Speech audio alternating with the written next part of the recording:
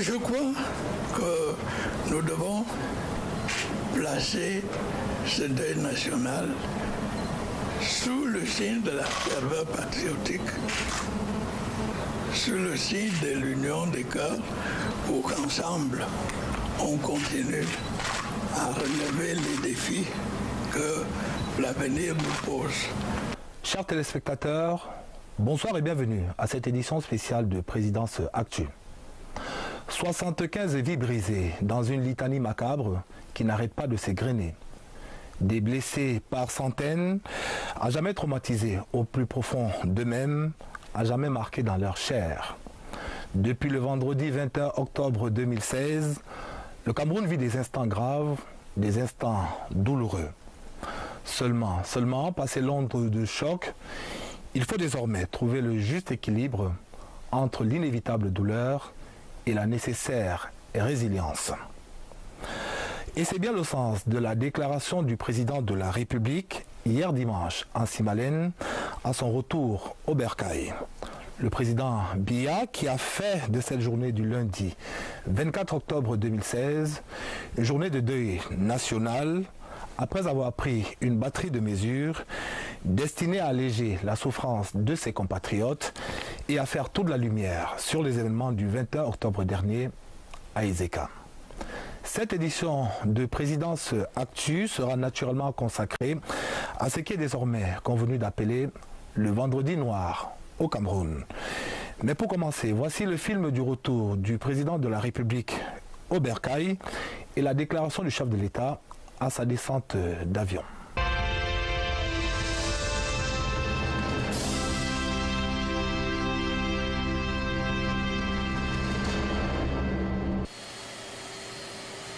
Un aéronef estampillé du drapeau national vert ou jaune est désormais familier des Camerounais.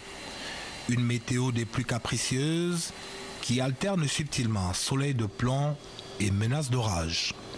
En cette fin d'après-midi du dimanche 23 octobre 2016, jour de retour au Bercail du président de la République, le pavillon d'honneur de l'aéroport international de Yaoundé-Simalène se veut le reflet de l'onde de choc qui vient de traverser le pays tout entier. Seule l'ardeur militante des groupes d'animation mobilisés tout autour de l'esplanade donne à voir l'image d'un peuple qui refuse de se résigner malgré la grande douleur qui l'habite, malgré la profondeur des blessures. Face à l'effroi, il faut garder le sang-froid.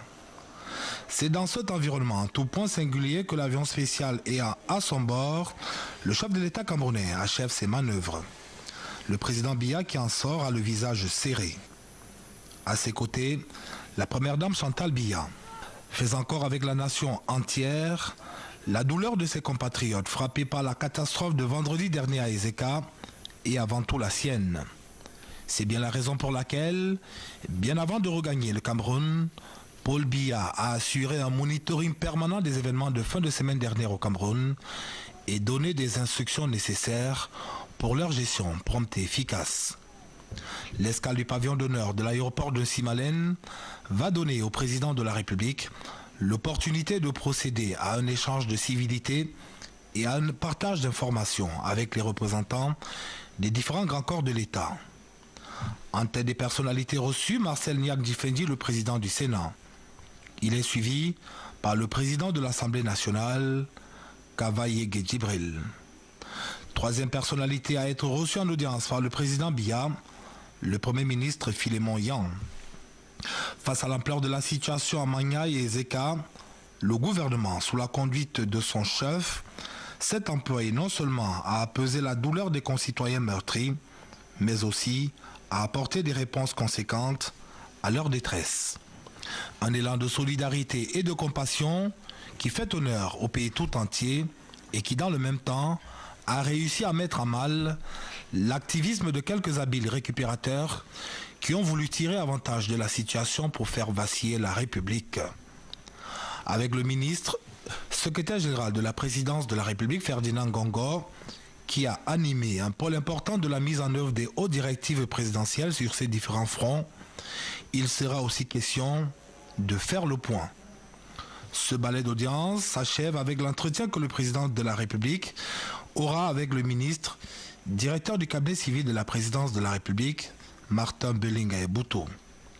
Dans le même temps, la première dame Chantal Biya, dont la sensibilité pour les grandes causes sociales est connue de tous, ne manquera pas de partager sa vive émotion avec les épouses de proches collaborateurs du président de la République dans l'un des salons du pavillon présidentiel. Pendant ce temps, la presse nationale, fortement représentée, est à l'affût, attendant et espérant de susciter une prise de parole du président Biya.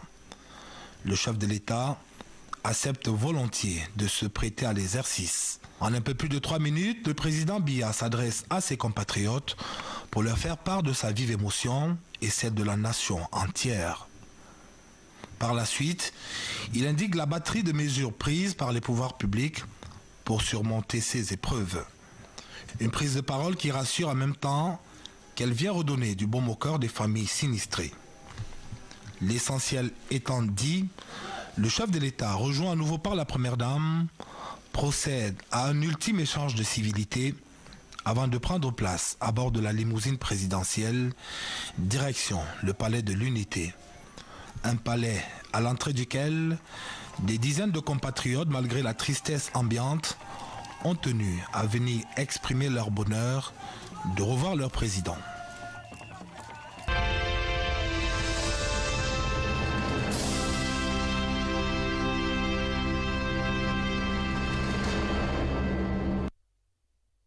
C'est avec une grande tristesse et une profonde émotion que j'ai appris la nouvelle de la catastrophe ferroviaire des environs des Eka le 21 octobre. Comme vous le savez, ce déraillement causait des dégâts matériels importants, de nombreux morts, de nombreux blessés. Ma pensée et mes premières paroles vont d'abord aux familles des victimes et aux blessés.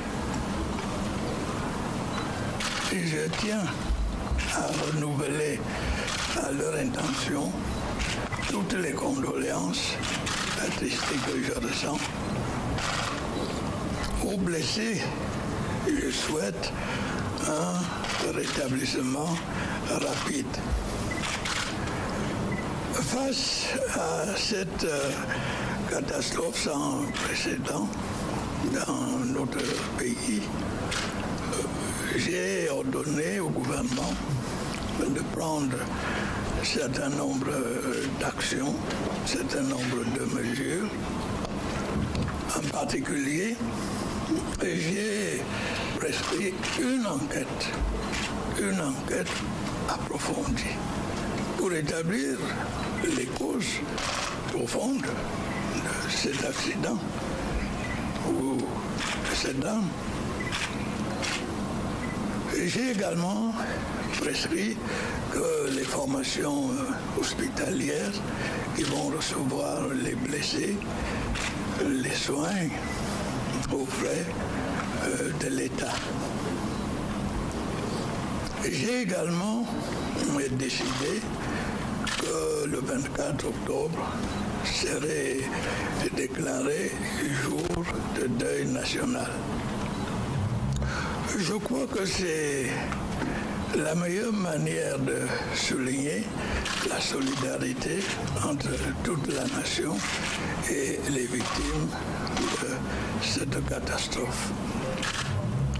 Je dois tout de même souligner que la réaction du gouvernement m'a paru assez positive, aussi bien du côté des ingénieurs qui ont rétabli tant bien que mal la circulation entre Yaoundé et Douala, que tous les autres services qui ont œuvré, le ministère des Transports, des Travaux publics pour transporter, fouiller, faire en sorte qu'on ait une vue claire de l'étendue de la catastrophe.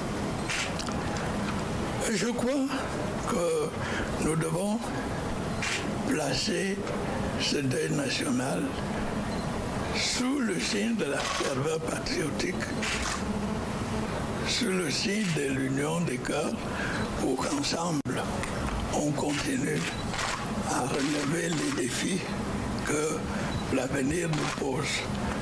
En tout cas, je demande aux Camerounais, dans des circonstances comme celle-ci, de faire preuve de courage, de dynamisme et de volonté. Voilà.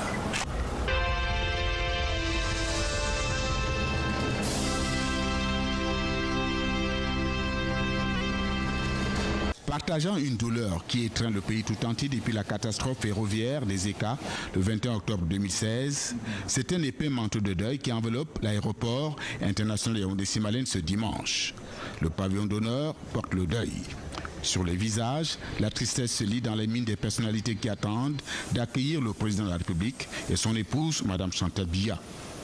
Dans un silence de cathédrale, Paul Biya, que suit la première dame, Mme Chantal Biya, descend l'échelle de coupé. La mine visiblement touchée par cette catastrophe sans précédent dans l'histoire du Cameroun. 75 morts déjà au compteur, un bilan lourd que la nation affronte avec courage et dignité. À l'intérieur du pavillon d'honneur de l'aéroport international de Yaoundé-Simalène, toutes les personnalités présentes échangent juste un petit mot ayant comme le souffle coupé par le malheur. Plus compacte qu'à l'accoutumée, la presse nationale se fait plus présente et plus nombreuse pour capter les émotions et la déclaration présidentielle. Pendant les audiences qu'accorde le chef d'État Paul Biya, le pavillon exhale le même parfum de tristesse. Atmosphère identique dans le salon attenant où la première dame camerounaise, Mme Chantal Biya, partage avec des épouses, des proches collaborateurs, la tristesse d'une nation unie autour des familles éplorées par un vendredi noir qui est loin d'être oublié. À l'extérieur, les effusions habituelles des militants et militantes du RDPC cèdent le pas à des chansons et attitudes de compassion la veille d'une journée de deuil national décidée par le chef de l'État. À bien des égards, le retour présidentiel du dimanche 23 octobre 2016 était particulier. Un retour pas comme les autres.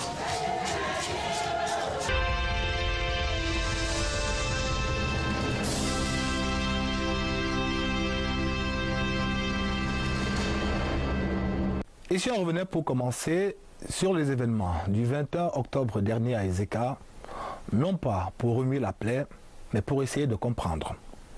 Dans cet élément, nous vous proposons la synthèse du déploiement des équipes de la CRTV sur le site, des premières heures qui ont suivi l'accident au lendemain de la catastrophe.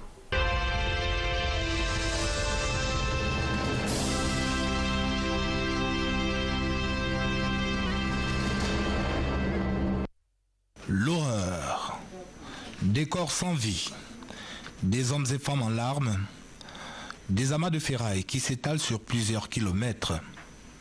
Un spectacle d'apocalypse. Au niveau de Ngoumou, on a ressenti une odeur des garnitures, du frein. Bon, on se posait des questions, qu'est-ce qui n'allait pas, et pour vous dire la vérité, il allait quand même vite. Le pilote, il allait très vite. Mais à un moment, on a seulement vu comment il a voulu d'abord freiner. Après, dès qu'il a relancé, on s'est retrouvé dans le ravin. Le train roulait de façon que tu sentais quand il freinait même les odeurs, tu sentais les odeurs du frein. Donc quand on sentait ça finalement, quand j'ai vu seulement le wagon bastonner comme ça, je me suis dit que mais c'est quoi? Subitement on se retrouve à terre comme ça. On arrive à un niveau là-bas, chacun panique, je ne sais pas pourquoi la panique sortait à ce niveau-là. Si quelqu'un tombe dans le ravin, c'est tout avec ce qui s'est passé. Et subitement le choc est arrivé violemment, on ne sait pas comment. Je me suis sortie aussi vivant, je ne sais pas. Nous sommes arrivés à la gare, je n'étais pas seule, je devais aller me rendre à Douala pour finaliser quelques trucs pour prendre mon nouvel album. Donc j'étais avec une amie à moi et un oncle. Donc on arrive à la gare vers 9h. Il y avait vraiment du monde, il y avait un monde fou à la gare, vraiment je n'ai jamais vu ça. On avait demandé les billets de la première classe, bon, on nous a dit que c'était déjà plein, donc on ne pouvait plus avoir de billets première classe. Donc on a pris les billets deuxième classe. On a décollé vers 11h passées Bon, tout allait bien, hein, vraiment. Moi, je suis une habituée de train. Avant même qu'on ne décolle, quand j'étais avec mon amie là, elle a reçu un SMS, une image WhatsApp d'un présumé déraillement de train où la personne disait qu'il annonce qu'il y a eu déraillement ou c'est où là et tout. Bon, sur le coup, moi, je me suis dit que c'est peut-être les gens essayent peut-être de faire le rapport avec la route qui est coupée. Donc, je n'ai pas paniqué, honnêtement. Bon, je me suis dit, c'est une vieille image. Donc, et puis, c'est pas parce qu'on est dans le train qu'on va paniquer. Donc, on a fait notre petite prière avant que le train ne décolle et puis on est parti. Donc, quand on quitte, je me rends compte que le train roule assez lentement. Je lui fais la remarque, je lui dis que mais pourquoi le train s'il roule lentement comme ça? C'est une grande première. D'habitude, le train a souvent une vitesse assez... Elle me dit que bon, c'est peut-être parce qu'on est encore dans la ville. Quand on va traverser, on va sortir de la ville, le train va accélérer. On est passé en haut d'un ravin de près de 5 mètres. On voyait les arbres en bas et tout. Après avoir traversé le ravin, là, nous sommes passés sous un tunnel. Et après le tunnel, le train a commencé déjà à accélérer très fort. On a traversé, on a fait un premier virage qui était, je crois, à gauche, oui. À gauche le virage et vraiment ça nous a basculé. On a senti vraiment qu'il y a quelque chose qui n'allait pas. Au deuxième virage, c'est encore pire. Le train va carrément de l'autre côté. Et c'est là où, quand les gens commençaient à bavarder, là, le train a commencé à bouger très très fort. Il bougeait. Et puis, on a senti comment le train partait. Le wagon partait carrément à droite. Parce que moi, j'étais assise de mon côté, vraiment, je sentais qu'il était en train d'aller à droite. Donc, quand il allait à droite comme ça, bon, là, c'était vraiment la débandade totale. Je me souviens pas de comment j'ai fait pour me retrouver de l'autre côté, c'est-à-dire en bas, avec les bagages sur moi et les personnes aussi sur moi. Mais je sais quand même que le choc était très, très violent. Dans l'histoire de l'activité ferroviaire de notre pays, l'histoire du Cameroun tout court, la journée du vendredi 21 octobre 2016 restera à jamais inscrite en lettres de sang. Camrail a décidé d'ajouter au train Intercity 8 voitures supplémentaires. Le train d'hier est parti avec plus d'1 millier de passagers. Ils sont affirmatifs sur le fait que ce n'est pas la première fois qu'ils ont procédé à une augmentation de la capacité d'emport. Nous avons prescrit l'ouverture d'une enquête judiciaire qui sera menée parallèlement à une enquête technique en interne à Camrail. Seulement passé l'onde de choc, il faut se résoudre à la triste réalité. Un déraillement s'est produit en mi-journée sur la voie ferrée reliant les villes de Yaoundé et de Douala, causant des morts et des blessés. Le président de la République, qui suit la situation de près, a donné des instructions appropriées au Premier ministre, chef du gouvernement, pour tenir une réunion de crise à ce sujet. À la suite de celle-ci, une délégation interministérielle composée du ministre de la Santé, du ministre des Transports, du ministre délégué auprès du ministre de l'Administration territoriale et de la décentralisation et du secrétaire d'État chargé de la gendarmerie nationale a été dépêchée sur le terrain à l'effet d'évaluer la situation sur place.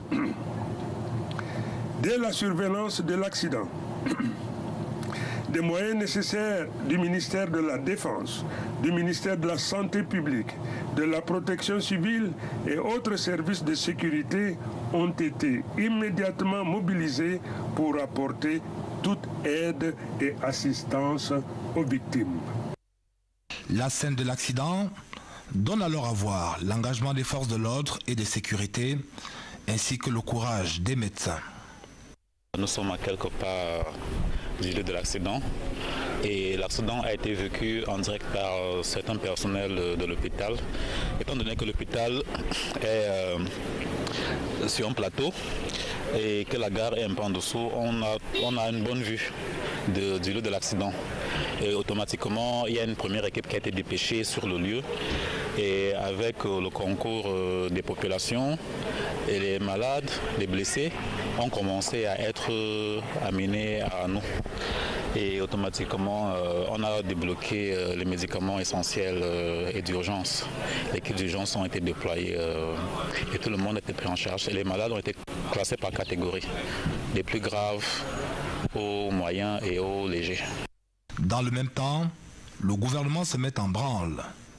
Et à l'issue d'une réunion de crise, la décision est prise de dépêcher sur le terrain une équipe gouvernementale interministérielle à l'effet de prendre la pleine mesure de la situation, de réconforter les blessés et de prescrire les mesures conséquentes. Je voudrais saisir cette occasion pour demander à tous les acteurs sur le terrain de redoubler d'efforts et de continuer à apporter chacun sa contribution pour que cet accident puisse être géré dans les meilleures conditions possibles. Dans de nombreuses familles, le désarroi est indescriptible. Son ami qui m'envoie le numéro m'écrit, me dit apparemment ce n'est pas bon, le train a déraillé. Je dis quoi? Il me dit insiste, appelle Chico. Pendant que moi j'appelais Chico, il était dans le coma. Quand Chico est sorti de son coma, je rappelle, il décroche le téléphone, je lui demande, tu es avec Junior? Il me dit oui. Je lui demande, pas sur le téléphone. Il tremblait au téléphone. Je lui demande, Chico, qu'est-ce qui ne va pas? Pourquoi tu n'arrives pas à me parler? Qu'est-ce qui ne va pas, Chico? Dis-moi une fois, Chico, qu'est-ce qui ne va pas? Il me dit que Junior est sous le train. Junior est sous le train.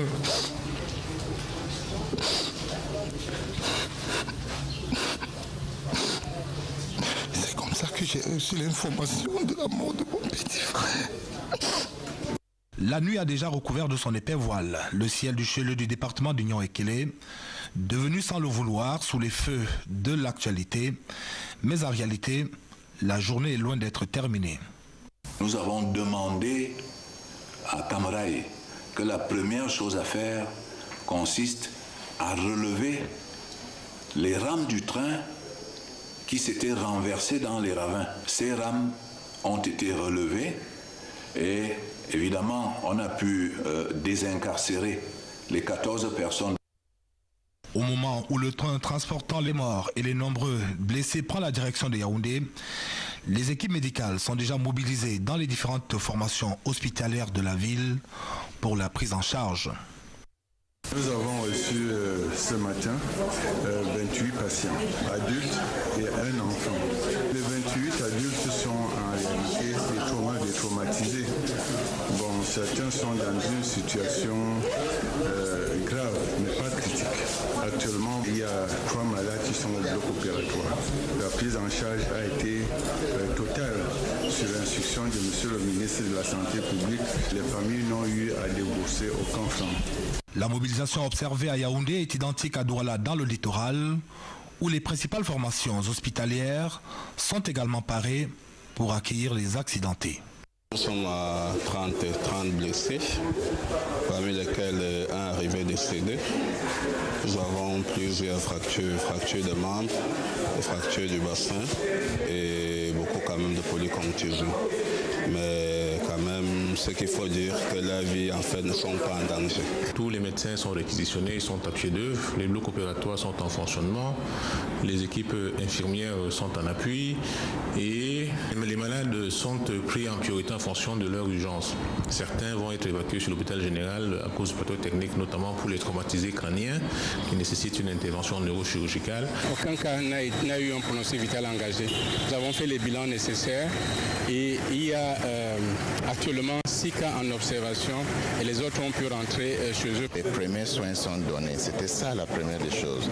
De ces 59 malades, il y a une dizaine qui seront opérés, mais déjà 2 ont été opérés la nuit et qui sont stables. La prise en charge sanitaire a été faite de manière professionnelle et les dizaines de cas d'intervention chirurgicale continuent à se faire. Nous déplorons déjà que dans le lot qui est arrivé au niveau de Douala, qu'il y ait eu un décès.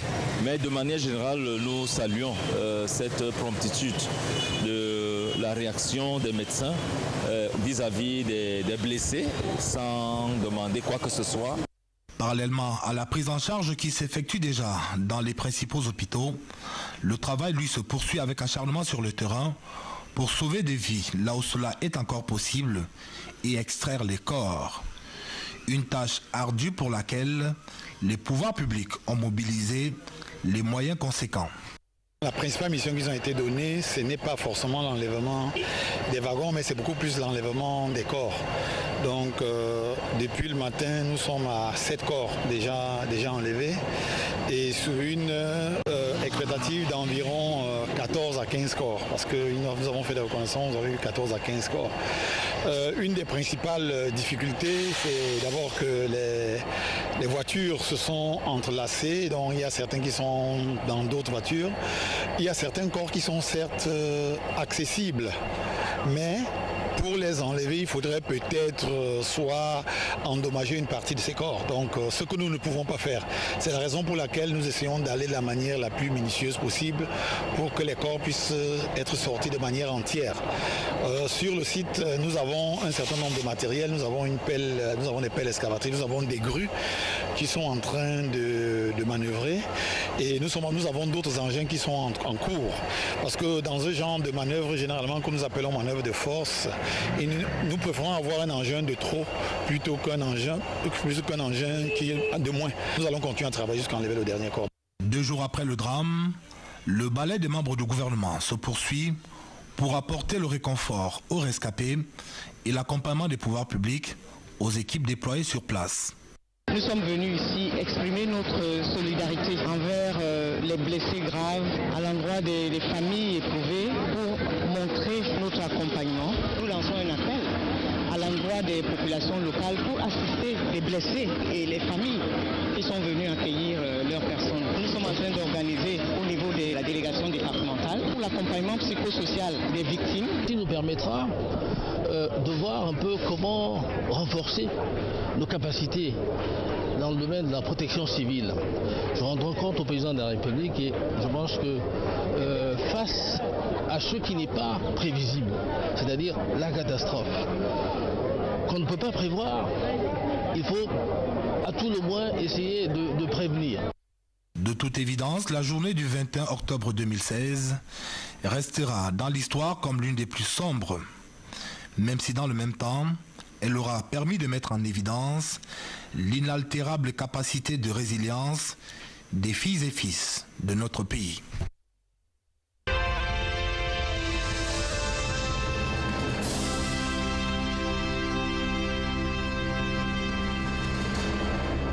Mais alors, comment oublier que tout est parti de Maniaï, à une 60aine de kilomètres de Yaoundé, où la rupture d'une buse métallique a entraîné la suspension du trafic sur la nationale numéro 3, reliant la capitale politique à la capitale économique du Cameroun. La chronologie des événements à Maniaï nous est ici racontée par Joseph Clément Ongba.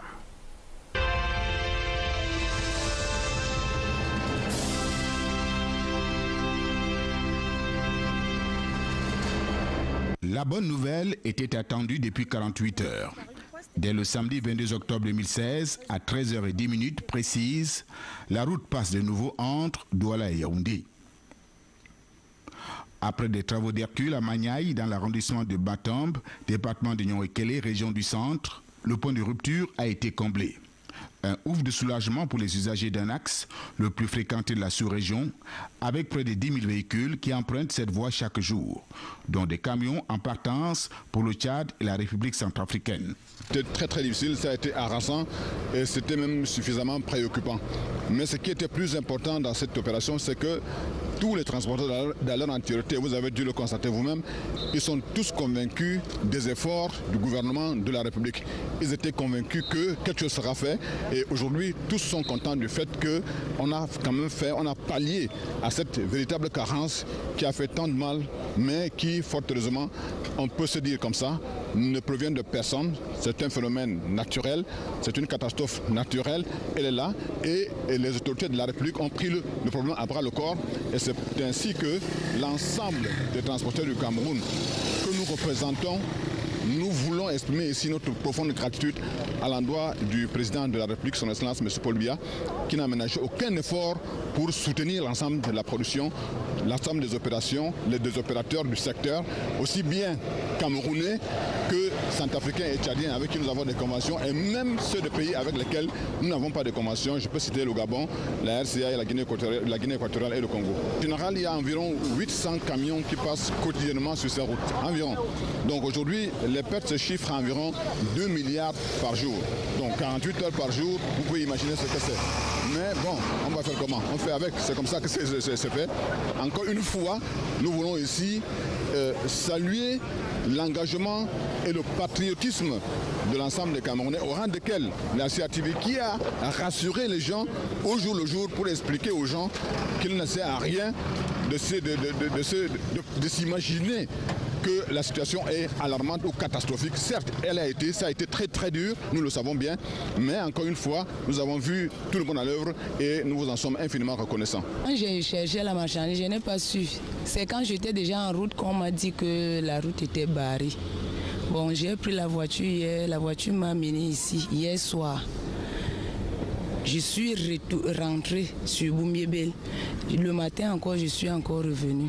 Si la circulation est désormais rétablie entre les deux principales métropoles camerounaises que sont Douala et Yaoundé, il faut reconnaître que l'on sort de loin. On constatait que les populations qui traversaient la rivière étaient en danger. Il y avait le risque de noyade. Alors nous avons commandé la confection d'un pont par les riverains aux frais de la protection civile. Dans la nuit du 20 au 21 octobre 2016, une pluie diluvienne s'abat sur cette partie du pays. Du fait de la violence de cette tornade, une des 334 bus de la route nationale numéro 3 s'effondre au lieu d'Imatombe, provoquant une interruption de la circulation entre Douala et Yaoundé. Je pars sur Mbanga pour aller charger. Arrivé ici là à 1h du matin, je constate que la route était coupée. La société est en train de perdre énormément parce que nous sommes bloqués comme ça à cause de la route. Imprévu, on ne sait vraiment pas comment faire. Bon, vraiment, même pour j'ai vu des marchandises pour des importateurs seront vraiment bloqués. Il y a pratiquement 300 conteneurs qui sont calés là, qui ne pourront pas passer. Je ne sais pas si ça pourra rétablir la situation jusqu'à demain ou après-demain. Entre la peur de ne jamais arriver à Yaoundé et tout ce que nous avons déjà subi, je vous assure que vous voyez ma respiration, mais elle est entrecoupée parce que entre la peur, la fatigue physique, la famine, on ne sait pas si on va arriver. Nous sommes arrivés ici, il y a resté là 1 heure de temps, donc aux environs de 10h30, 11h. Et on a de la peine pour traverser là. Parce que le matin, quand nous sommes arrivés, nous étions à l'agence, moi et mes collègues là. Et nous avons emprunté Buka, c'est au niveau de Yassa qu'on nous signale que le pont s'est coupé, s'est affaissé en route. Nous sommes rentrés à l'agence et nous avons pris le véhicule au niveau de Yassa pour Boumiébel. À Boumiébel, on a emprunté les motos pour arriver ici. Et pour traverser là, on a vraiment eu des difficultés. Puis les gars qui nous ont aidés là, ils ont demandé de l'argent. Donc pour traverser dans le pont, il faut donner 500 francs. Informé dès les premières heures de ce vendredi de l'effondrement du pont de Magnaï dans l'Oignon et Kélé, le gouvernement de la République se mobilise. Le secrétaire d'État auprès du ministre des Travaux publics chargé des routes, Louis-Max Ayina Ouanja, se rend sur le site de l'incident pour évaluer la situation. Puis le ministre des Travaux publics, en personne, Emmanuel Nganou Messi, écoute son sommeil pour s'enquérir de la situation et proposer les premières solutions. Je demande qu'il y ait un passage à 2 voies. C'est pour cela que le personnel technique s'active à ajouter les IPN pour que nous puissions prolonger le madrier qui est déjà fait de moins 1,60 m. Nous avons visité la voie de contournement de 15 km pour laquelle nous avons déjà défini le profil en travers. Ça va être une route de 3 x 5 x 2 avec 1 mètre d'accotement de part et d'autre. Nous y avons dénombré 6 ouvrages de franchissement et qu'il faudra donc construire. Les travaux là de la voie de contournement vont commencer. La suite, c'est faire un ouvrage définitif ici qui va être entrepris dans les meilleurs délais. Côté là-bas, il y a des travaux que nous sommes en train de faire. C'est pour créer une déviation, remettre le trafic là-bas quand on va travailler de manière définitive ici. Entre-temps, une voie de contournement est préconisée. Présent tout le long des travaux, le ministre des Travaux publics veille au grain pour qu'une solution provisoire soit trouvée. La solidarité gouvernementale est magnifiée à travers cette visite du ministre des Transports, Edgar Alain Bengo, qu'accompagne le secrétaire d'État à la Défense, Jean-Baptiste Bokam, de retour du sud du déraillement de train à Ezeka. Sur le lieu du sinistre, l'expertise des ingénieurs camerounais est mise à profit. Des pelles mécaniques sont mises à contribution pour dégager la voie et retirer la buse endommagée. Ce travail de déblayage étant terminé, un conteneur de 40 pieds est placé. Travaux que nous avons démarrés aux alentours de 3 heures du matin, à l'issue du remblai qui a été exécuté. Lors de l'exécution du remblai, nous nous sommes rendus simplement compte que le conteneur que nous avions préparé, ou bien qui a été préparé, méritait d'être renforcé. Méritait d'être renforcé sur un double plan. Déjà sur le plan interne propre au conteneur, en le sécurisant, et sur le fait qu'il fallait éviter que nous diffusions les charges routières qui viendraient sur ce conteneur. Donc une décision a été prise, c'est-à-dire celle de réaliser ce platelage métallique que nous sommes en train de réaliser. Puis d'autres travaux complémentaires sont accomplis. Le conteneur tient lieu de couloir pour le passage de l'eau.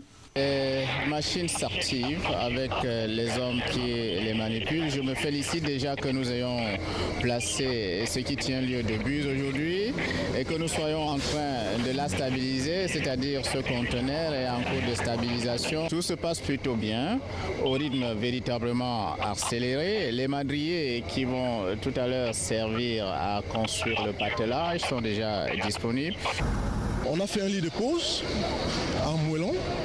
On a posé un grand conteneur solidifié et on fait également les blocs techniques en scorie.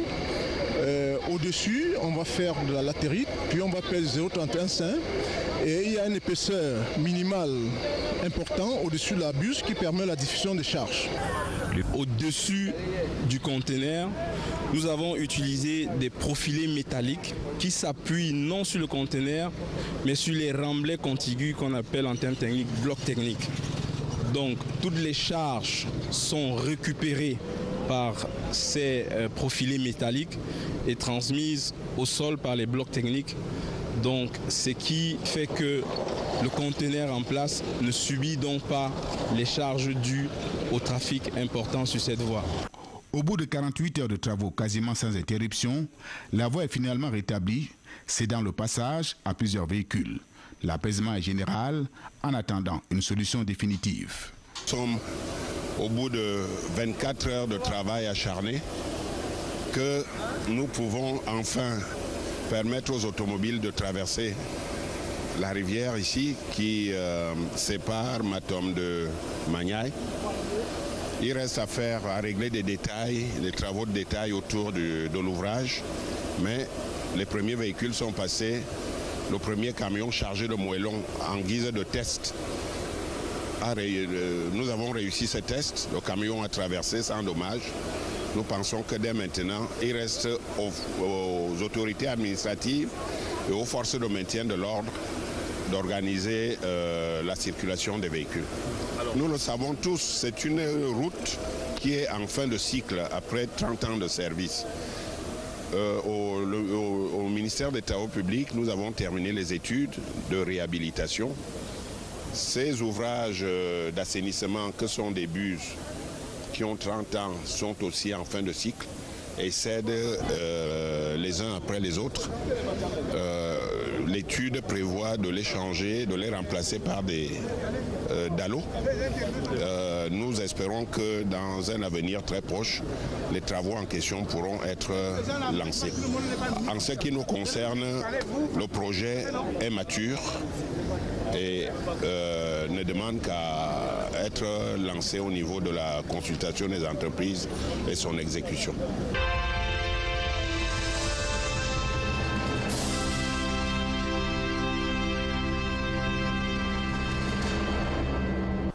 Fin de cette édition de Présidence Actu, édition tout à fait spéciale en cette journée du 24 octobre 2016, journée décrétée de deuil national sur l'ensemble du territoire national par le président de la République. Cette édition était consacrée, vous l'avez constaté, aux événements de fin de semaine dernière dans le département d'Union Ekele.